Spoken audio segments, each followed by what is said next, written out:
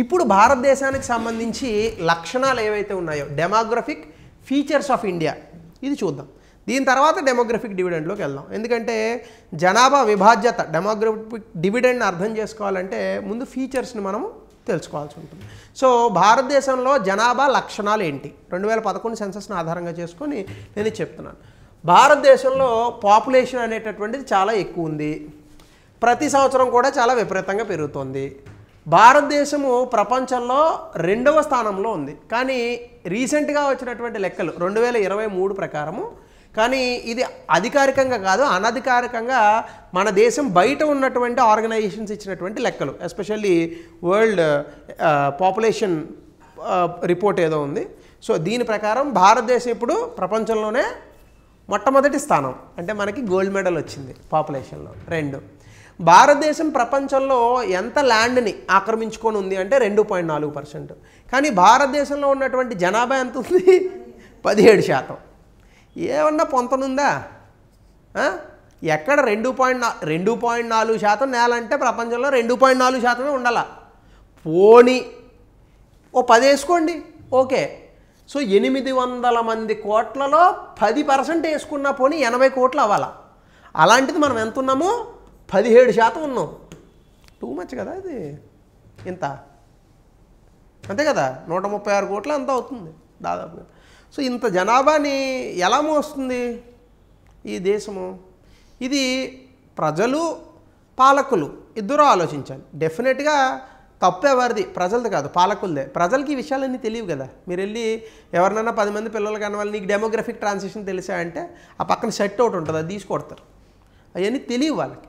So ఇవన్నీ మనమే చెప్పాలి. ఫ్యామిలీ ప్లానింగ్ మెథడాలజీలు ఇవన్నీ ప్రజలకి ప్రభుత్వమే అవగాహన కల్పించాలి. అర్థమవుతుందా? సో ప్రపంచంలో 2.4% నేల ఉన్నటువంటి భారతదేశం 17% జనాభాని కలిగి ఉంది. 2, 20వ శతాబ్దం మొదటిలో భారతదేశంలో 1901వ సంవత్సరంలో భారతదేశానికి ఉన్నటువంటి జనాభా ఎంతమ్మా? 23.6 కోట్లు. అబ్బా, వినడానికి ఎంత శ్రవణానందకరంగా ఉంది అసలు. కానీ 2001 వచ్చేటటువంటి సమయానికి పాపులేషన్ ఎంత వచ్చిందమ్మా? 102 కోట్లు. అంటే కేవలం 100 సంవత్సరాల్లో దాదాపుగా 80 కోట్ల జనాభాను పెంచినటువంటి ఘనత మనది. 100 సంవత్సరాల్లో 80 కోట్లు అంటే సంవత్సరానికి 8 కోట్లు. అబ్బా, ప్రపంచంలో ఏ దేశము పెంచలా. మీరు చైనా అంటారేమో, చైనా స్టార్టింగ్ నుంచి జనాభా ఎక్కువ, చైనా భూభాగం కూడా ఎక్కువే. మీరు చూస్తే చైనా ప్రపంచంలో 3వ అతిపెద్ద దేశం, రష్యా, కెనడా, చైనా, తర్వాత యునైటెడ్ స్టేట్స్ ఆఫ్ అమెరికా. భారతదేశంతో అమెరికాని పోలిస్తే భారతదేశం కన్నా అమెరికా 2.5 రెట్లు పెద్దది. చైనా ఇండియా కన్నా 3 రెట్లు పెద్దది. అంటే ఎంత అయింది? 2.4 × 2.5 అంటే 2.4 ఇంకో 2.4 4.8, మళ్ళీ అందులో అర, అంటే దాదాపుగా ప్రపంచంలో 6% ల్యాండ్ అమెరికాలో ఉంది, 7-8 చైనాలో ఉంటుంది. అంత పెద్ద భూభాగాలు ఉన్నాయి కాబట్టి వాళ్ళకి జనాభా ఉన్నా పర్లేదు, ఇల్లులు కట్టుకోవడానికి స్పేస్లు ఉంటాయి. మనకి ఈడ్చి కొడితే 2.4% ల్యాండ్, అందులో 17% జనాభా. ఇప్పుడు కొత్త లెక్కలు అయితే అది 19-20 అవుద్ది. నేను ఒక చోట బాగా చదివాను, చైనా ఇండియా కలిపితే ప్రపంచంలో 40% జనాభా అంట. అంటే 100 మందిలో 40 మంది చైనా మొహోడన్నా ఉంటాడు, ఇండియా మొహోడన్నా ఉంటాడు. ఎనీవే 2011 నాటికి ఈ ఫిగర్స్ ఎంత అయినాయి? 121 కోట్లు అయినాయి. అంటే కనీసంలో కనీసం మీరు చూస్తే ప్రతి సంవత్సరం కూడా మన జనాభా పెరుగుతోందే తప్ప ఏ రకంగానూ కూడా తగ్గేటటువంటి పరిస్థితి లేదు. ఒక సర్వే ప్రకారం 2075వ సంవత్సరానికి భారతదేశం యొక్క జనాభా 187 కోట్లు అవుతుందట. అది తెలుసు 2075 అంటే మనం అందరం ఉంటామని అనుకుంటున్నాం. 2024 కదా, 75 అంటే ఇంకో 50 ఏళ్ళు బ్రహ్మాండంగా ఉంటాం. ఉండవా? నేనైతే ఉంటాను.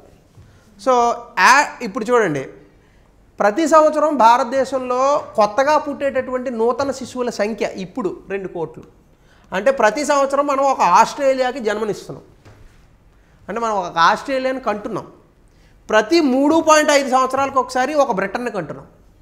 బ్రిటన్ జనాభా 6 కోట్లు, అంటే 3.5 ఏళ్ళకి బ్రిటన్కి జన్మనిస్తున్నాము, 1 సంవత్సరానికి ఆస్ట్రేలియాకి జన్మనిస్తున్నాం. భారతదేశం యొక్క population America, Indonesia, Brazil, Pakistan, Bangladesh, Japan మొత్తం కలిపితే ఎంత ఉంటుందో అంత. వీడు మనల్ని ఛాలెంజ్ చేస్తుంటాడు, అది గొప్ప విషయం. వీడు మనల్ని అస్మాను నిన్ను కొట్టేస్తా అంటాడు. ఏంటిది అటామిక్ వెపన్స్ ఉన్నాయి కదా, అటామిక్ బాంబ్స్ పక్కన పెడితే ఓన్లీ ఉత్తరప్రదేశ్ వాళ్ళు చాలు వీళ్ళని కొట్టడానికి, ఈడ్చి కొడితే.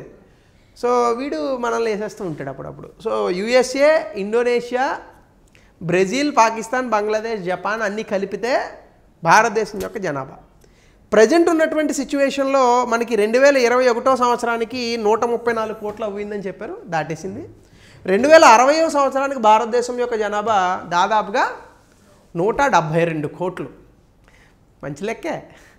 సో ఇది మొత్తంగా ఉన్నటువంటి ఇబ్బందులు. సో నేను అదే అనుకుంటున్నాను, 2050 కల్లా బాగా డబ్బులు సంపాదించుకుని స్విట్జర్లాండ్ పోవచ్చు హాయిగా. ఇక ఇక్కడ కష్టం ఇంకా ఇట్లుంటే. సో మీరు year on year growth rate population కనుక చూస్తే, గతంలో ఇవి ఫ్యాక్చువల్ డేటాగా అడిగాడు మనల్ని. 1901 సంవత్సరం నుంచి 2011 సంవత్సరం వరకు మనం జనరల్గా ప్రతి 10 సంవత్సరాలకు ఒకసారి సెన్సస్ అనేటటువంటి దాన్ని నిర్వహిస్తాము.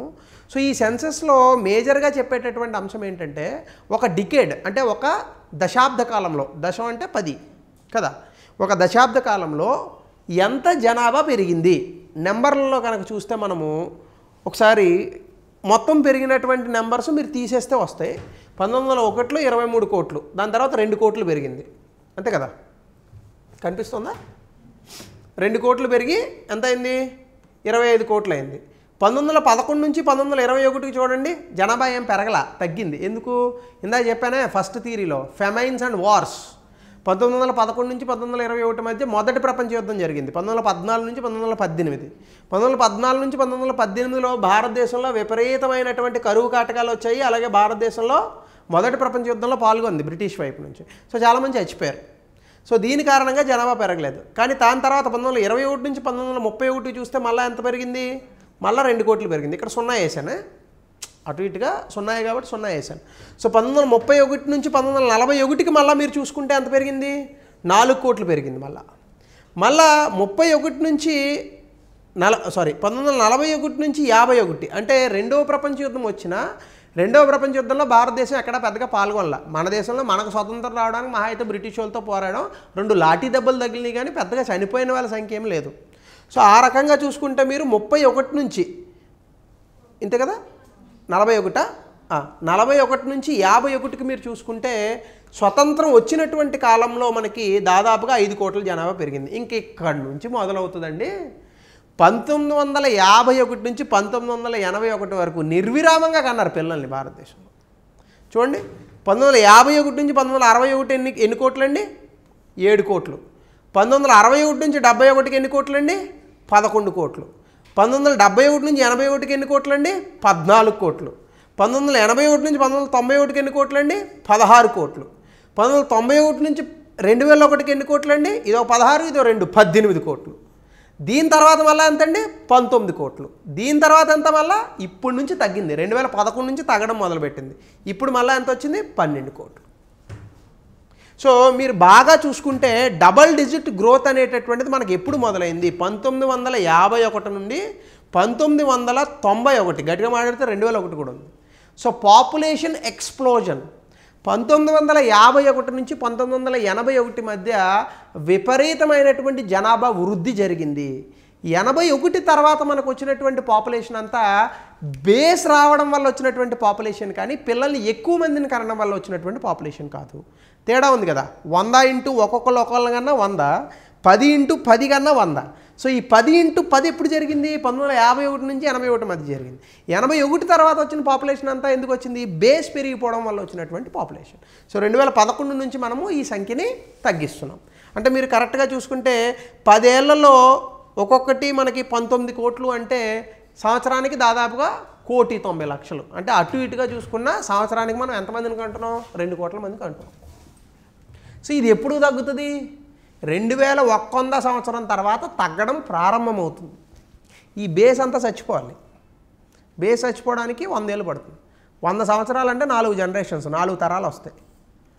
100 ఏళ్ళు ఉన్నారనుకోండి, 25 ఏళ్ళకి పెళ్లి చేశారనుకోండి, పిల్లల్ని పుట్టారనుకోండి, నెక్స్ట్ 50 ఏళ్ళు అయ్యేటప్పటికి వీడి పిల్లలు పుడతారు, ఇంకొక 25 అయ్యేటప్పటికి వాడి కొడుకు పిల్లలు పుడతారు. సో ఇలా 100 సంవత్సరాల్లో మనకి ఎన్ని తరాలు వస్తాయి?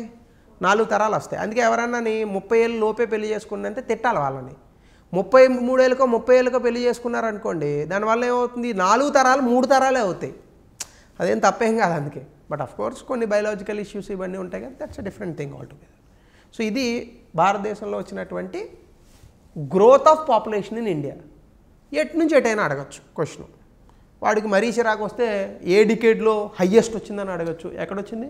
1991 నుంచి 2001 మధ్య, 2001 నుంచి 2011, 2001 నుంచి 2011 మధ్య హయ్యెస్ట్ 19 కోట్లు, 2001 1991 మధ్య 18 కోట్లు. అర్థమవుతుందా? సో ఇది గ్రోత్ రేట్ ఆఫ్ పాపులేషన్.